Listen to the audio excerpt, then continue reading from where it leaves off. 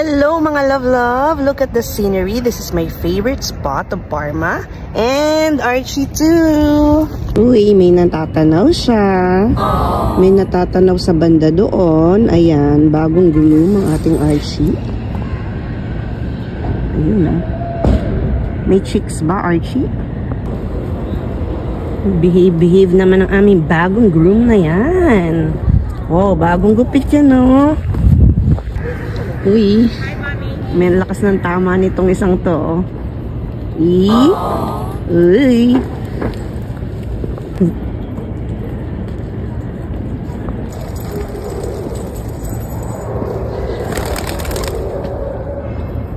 Actually, mga love, ito talaga yung favorite kong 30 minutes ng aking work. So first, nagagawin ko lagi pag umaga.